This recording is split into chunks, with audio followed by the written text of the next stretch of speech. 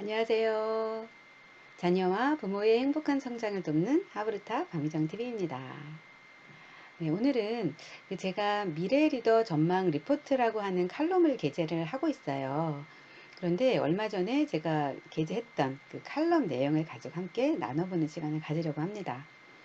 혹시 여러분들 그 췌장암에 대해서 들어보신 적이 있으실 텐데 말기 췌장암의 생존율이 얼마인지 혹시 아시나요? 네, 의학적인 지식이 뭐 있으신 분들도 많이 계시니까 아시는 분도 계시겠지만 대부분은 아마 잘 모르실 수도 있는데 저도 그때 처음 들었는데 말기 췌장암의 생존율이 불과 2%라고 합니다. 정말 너무 낮죠. 그래서 그 이유를 살펴보면 췌장암은 증상이 거의 나타나지가 않는 거예요. 그러다 보니까 한 85%가 말기에 발견이 되는 거죠. 그러다 보니까 생존율이 그렇게 낮아질 수밖에 없다. 이런 이야기를 들었습니다. 그래서 췌장암의 그런 그 생존율을 높이기 위한 유일한 방법은 과연 뭘까요? 조기 발견하는 것밖에 없는 겁니다. 그런데 제가 어느 날 그 인터넷으로 테드 강연을 보고 있었어요. 그런데 거기에 췌장암 진단 그 키트, 조기 발견할 수 있는 키트를 발명했다는 소년이 등장을 한 겁니다. 귀를 쫑긋 세우고 들었겠죠. 얘기를 들어보니까 이 소년의 이름 바로 잭 안드라카라는 소년이었는데 잭이 그 정말 가족처럼 지내고 있는 어떤 삼촌이 계셨대요. 그런데 그 삼촌이 췌장암으로 돌아가시게 되면서 잭이 그 슬픔을 뭐 어떻게 하지 못하고 그렇게 하다가 이제 이 췌장암을 연구해야겠다 이런 생각을 한 겁니다. 그런데 정보는 뭐 위키디피아, 아마존 등 인터넷에 다 있더라는 거죠. 그래서 열심히 연구를 했는데 좀 본격적으로 연구를 하려고 봤더니 어떤 좀 실험 그 기자재들이라든지 이런 것들이 갖춰진 실험실이 필요하더라. 그래서 그런 그 실험실을 갖춘 대학, 기관 이런 곳에 메일을 보냈다고 합니다. 이 연구실을 좀 쓰게 해주세요. 그랬는데 다 거절하는 그런 답변밖에 받을 수가 없었는데 한 200번 정도 그 거절하는 답변 메일을 계속 받다가 어느 날 존스 홉킨스 대학의 한 교수로부터 연구실을 실험실을 써도 좋다라는 허락의 메일을 받게 됩니다. 그러면서 이제 잭은 열심히 연구를 하기 시작했겠죠. 그러면서 8,000개가 넘는 단백질을 연구하고 그리고 또 4,000번이 넘는 실패를 했다고 합니다. 그런 것들을 통해서 결국은 그렇게 췌장암 진단 키트를 발명을 하게 됐다고 합니다. 그래서 저는 정말 너무 인상적인 강연이어서 좀 기억이 많이 남았는데 어느 날 잭이 한국에 들어온다는 그런 소식을 접한 거죠. 그래서 이제 다른 일정들을 뒤로 하고 잭의 강연을 들으러 갔었습니다. 그런데 잭의 강연에서 잭이 이런 얘기를 했어요. 본인하고 그 형이 있는데 정말 호기심이 많은 그런 소년들이었대요. 그래서 정말 많은 사건과 사고가 있었는데 그 중에서 이제 몇 가지 기억나는 걸 제가 말씀드리면 그 수천 볼트? 수백만 볼트의 어떤 그 전기 실험을 하느라고 코일을 갖다가 이렇게 막 감고 실험을 한 거예요. 그러다 보니까 이게 너무 이게 뭐라 그러죠? 제가 이 전기에 대해서는 잘 모르지만 용량이 크다 보니까 이 동네 일대가 전체가 다 정전이 돼버린 겁니다. 그랬는데 그 동네 이웃분들은 지금까지도 그 원인이 아마 잭이라는 걸 모른다. 다른 이유로 정전이 됐을 것이다. 이렇게 알고 계시다는 거죠.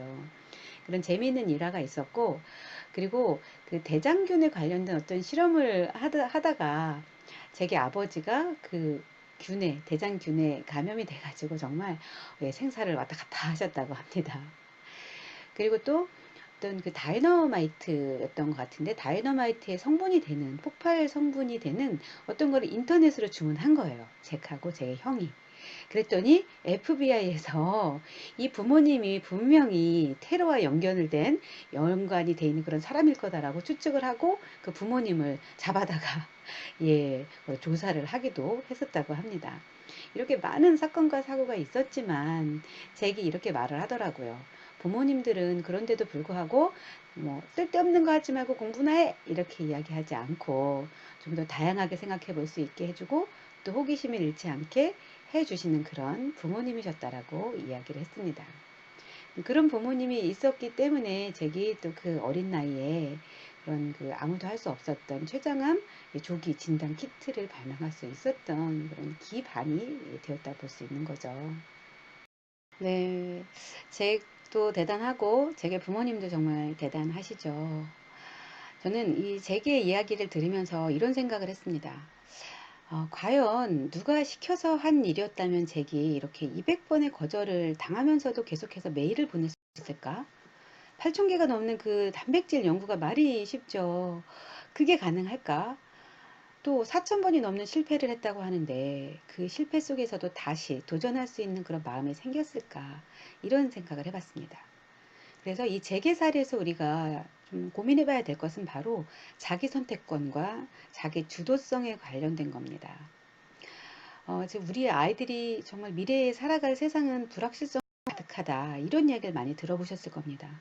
기술은 너무 빠르게 변하고 있고 특히 인공지능 기술만 봐도 그렇죠. 더 이상 미래가 예측이 가능하지 않은 시대가 되었습니다.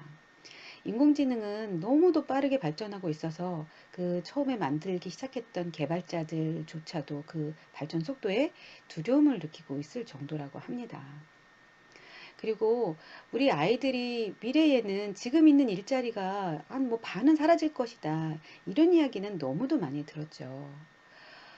그런 속에서 우리 아이들은 살아가야 되죠. 그런데 우리 인간은 또 매일 5시간 이상씩, 한 7시간씩은 또 잠을 매일 자줘야 되죠. 또 먹어줘야 됩니다. 그리고 쉬어줘야 되죠.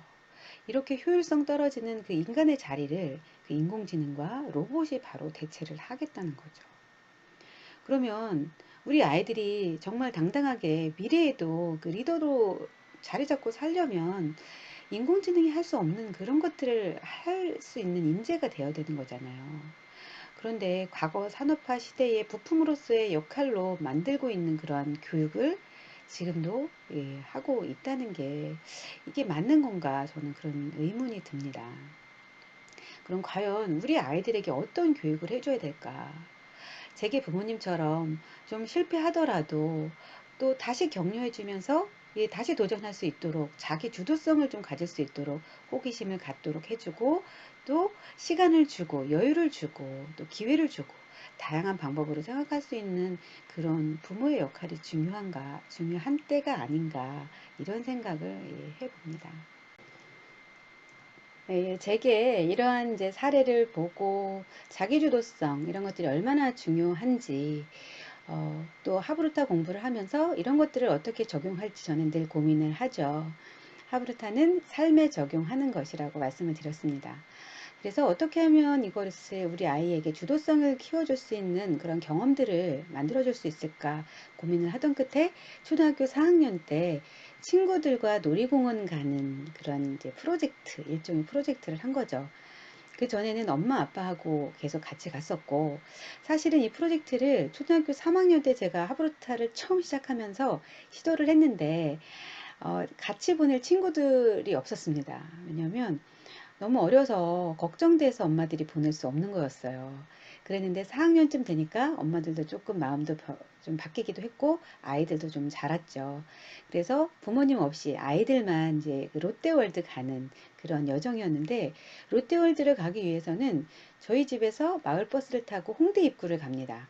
홍대 입구에서 2호선을 타고 이제 그 롯데월드에 내려서 티켓팅을 하고 들어가서 놀면 되는 여정인데 자기들끼리 마을버스를 타본 것도 아니었고 전철을 그렇게 또 타봤던 경험이 있는 아이들도 많이 없었기 때문에 저희 선우는 전철도 혼자 타보고 이런 경험이 있습니다만 어쨌든 이제 그런 여정을 친구들끼리 하게 된 거죠. 그래서 잘 가서 재밌게 이제 놀았고 그 전에 질문을 하고 하브루타를 하고 갔죠. 저희 아들이 했던 질문 중에 하나는 나쁜 형들이 나타나서 괴롭히면 어떡하나, 그럴 땐 어떻게 할 것인가, 이런 질문들을 만들어서 또 하브루타를 하기도 했는데요. 근데 이제 그 노는 과정에서도 친구들하고 그 타고 싶은 놀이기구가 다를 수 있잖아요. 그러니까 거기서 의견 조율하고 티격태격 했던 일, 또 밥 먹을 시간에 먹고 싶은 음식이 또 다 다르니까 그런 것들을 어떻게 조율할 건지 이런 경험들, 그런 걸 가지고 또 나중에 하브루타를 하기도 했었고요. 그리고 또 줄을 서주는 사람이 없잖아요. 엄마랑 아빠랑 가면 다 줄 서주고 거의 탈 때 되면 아이를 불러서 빨리빨리 많이 많이 탈 수 있게 해주잖아요. 근데 그런 거 없이 자기들끼리 다 길게 줄 서서 타고 기다리고 의견 조율하고 이런 과정을 거치면서 사실은 좀 여러 가지 경험을 할 수 있었고, 그런 것들이 자기 주도적인 그런 경험을 아이에게 주는 기회가 아닌가 이런 생각을 좀 해봅니다. 그래서 저는 이 자기주도성 이런 것들을 키워주기 위해서 많은 시도들을 지금도 하고 있는데요. 그런 것들에 대해서 또 추후에 하나하나 소개를 드리는 그런 시간을 갖도록 하겠습니다. 네, 그래서 오늘은 이렇게 잭 안드라카 췌장암 조기 진단 키트를 발명한 잭 안드라카의 이야기를 함께 드리고, 자기주도성이 얼마나 중요한지, 그리고 우리 아이들에게 자기주도성을 좀 심어줄 그런 기회를 어떻게 마련할 수 있는지 저희 아이의 사례를 들어서 좀 말씀을 드렸습니다. 네, 오늘도 저희 하브루타 박미정 TV 들어주셔서 너무 감사드리고요.